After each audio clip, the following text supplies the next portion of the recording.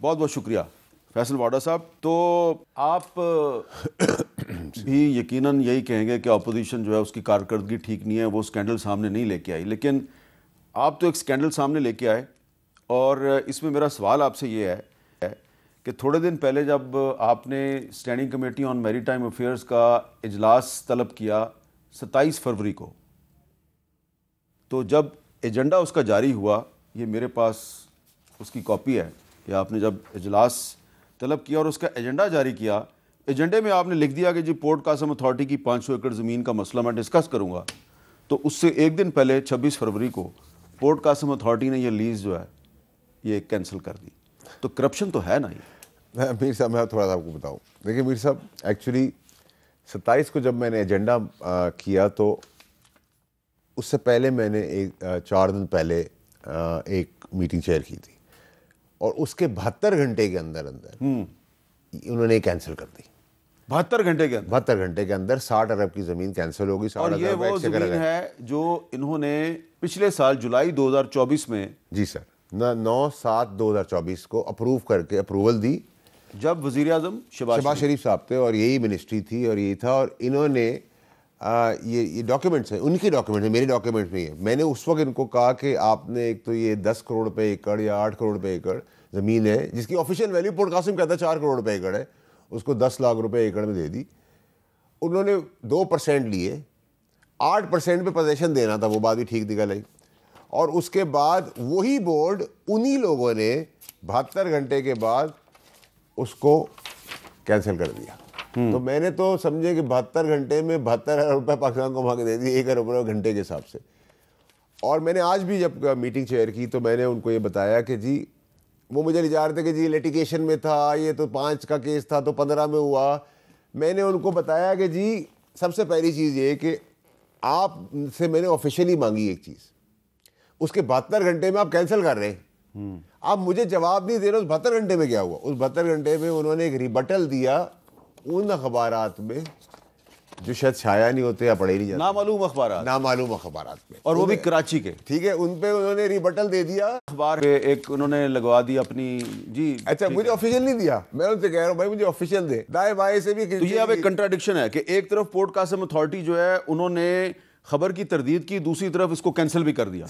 ठीक है, मतलब मैं तो इस पर आपको डॉक्यूमेंट भी दिखाता हूँ। अभी तो सिर्फ ये स्कैंडल का सर टिप है, ये 50-60 अरब रुपए, अच्छा tip of the iceberg. Sir 365 अरब के पैसे लेंगे, 500 एकड़ देंगे, 365 एकड़ के पैसे दें आप मुझे, वो भी ऑडी कॉनी के भाव, 2% के ऊपर। अभी वो 2% ही मैंने कहा मुझे दिखाएं कि 2%। अच्छा, ये इन्होंने ज़मीन 5 अरब में बेची है?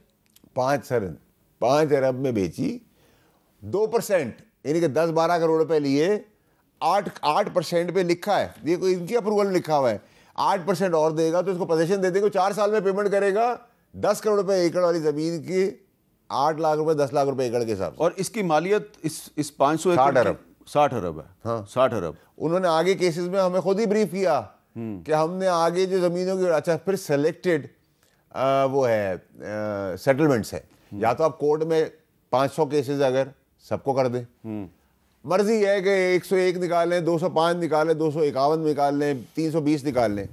अच्छा जी, जिससे पूछे, जब हम पहली मीटिंग बैठे तो हमने कहा मिनिस्टर साहब से कि सर आपको पता है? उन्होंने कहा नहीं। कैसर शेख साहब मिनिस्टर, वो कहते हैं मुझे नहीं पता। उस वक्त उन्होंने कहा मुझे नहीं पता, पहली मीटिंग में। तो इनकम्पिटेंट हुआ ना फिर। सुने ना सर, उसके बाद फिर सेक्रेटरी साहब से पूछा, उन्होंने कहा हमें नहीं पता। एडिशनल सेक्रेटरी साहब जो बोर्ड मेंबर थे उनसे पूछा, उन्होंने कहा मुझे नहीं पता उस वक्त। सुने आप, एडिशनल सेक्रेटरी साहब हैं जिनके दस्तखत आपने आज पकड़े। हाँ ठीक है सर। उसके बाद चेयरमैन पोर्ट कासिम की को 2 महीने पहले आए थे, उन्होंने कहा मुझे नहीं पता। आज जब मैं गया तो मैंने पूछा उनसे कि जी एडिशनल सेक्रेटरी साहब आपने तो कहा था, मैं तो मुझे नहीं पता थी, आपको ये 500 एकड़ याद आया आप इसका? उन्होंने कहा मैं बैरून मुल्क था, लेकिन मैं पता नहीं कंप्यूटर पर बैठ के मैंने किया, तो मैंने कहा मिनट्स तो आए थे, तो आपने गलत बयानी की, छुपाया। ठीक है, खैर वो आई गई बात की। उसके बाद सर चेयरमैन पोर्ट कासिम ने ब्रीफ किया, चेयरमैन पोर्ट कासिम को मैंने कहा देखिए अगर आप इस करप्शन का हिस्सा नहीं है, बेईमानी का हिस्सा नहीं है, तो डिफेंड गलत करेंगे तो फिर मैं लड़ाई लड़ूंगा आखिर तक, और कागज़ के बेस पे करूँगा। उन्होंने कहा नैब का केस था, मैं नैब के कागज़ में मैंने अपनी फाइल से निकाला, नैब का कागज़, ये मैंने सर जो काम, ये जो कागजात है ना सर, ये जो कागजात हैं ये 5 साल में पोर्ट कासिम नहीं जमा कर सकती, 5 साल में FIA नहीं जमा कर सकती, 5 साल में नैब नहीं जमा कर सकती, जमा नहीं कर सकती। उन्होंने कहा जी फलानी डॉक्यूमेंट का फलाना कागज़ हमारे पास नहीं है। मैंने कहा सर ये नहीं, आपके पास कैसे है?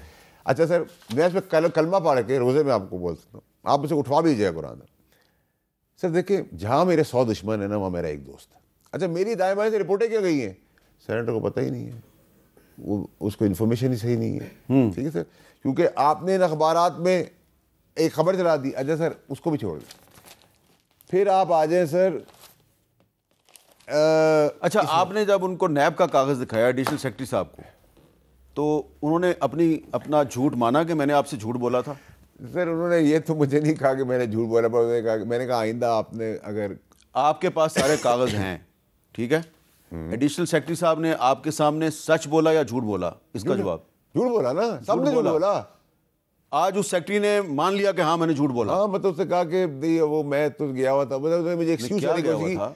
सर देखिए क्वेश्चन ये है कि सर इसमें अरबों खरबों, सर अब सुने ना जी, इसमें ही इसको छोड़ दे, अभी बाकी मैं आ रहा हूँ। इसमें फिर वो ये कहते हैं कि नॉन यूटिलाइजेशन फंड भी माफ। अच्छा ठीक है, फिर वो कहते हैं कि ये इंटरनेशनल कंपनी ने बिड करना था, इंटरनेशनल कंपनी नहीं रह गई, लोकल आदमी से काम कर रहे हैं। अच्छा वो लोकल आदमी भी डिफॉल्टर है पहले का ही, फॉरेन इन्वेस्टमेंट का नाम पे झूठ बोला, फ्रॉड कहा कि फॉरेन इन्वेस्टमेंट हो रही है लेकिन लोकल कंपनी थी, लोकल कंपनी निकली क्योंकि उसने कहा जी वो फॉरेन तो भाग गया। तो मैंने उनसे जब ये पूछा कि आप समझते थे पार्टी पैसे कर सकती है, सारे के सारों ने कहा कि नहीं पार्टी पैसे नहीं पैसे, मैं तो इतने फेवर इस एक आदमी को क्यों मिले रहे। ठीक है सर। अच्छा उससे आगे आए, फिर इन्होंने एक और रिफाइनरी है सर, मैंने कहा जी उसका डॉक्यूमेंट, मैंने उनसे कहा कि जी आपने जो है वो क्यों किया ये सर। मैंने कहा आपने कैंसिल किया? नहीं सर हमसे आपने डिटेल नहीं मंगवाई थी। मैंने कहा एजेंडे में लिखा है भाई 2018-2024 की, ठीक है, ये एजेंडा नहीं सर ये वाला नहीं मंगवाया था आपने। मैंने कहा भाई मैंने कहा जितना है सब ले आओ, ठीक है।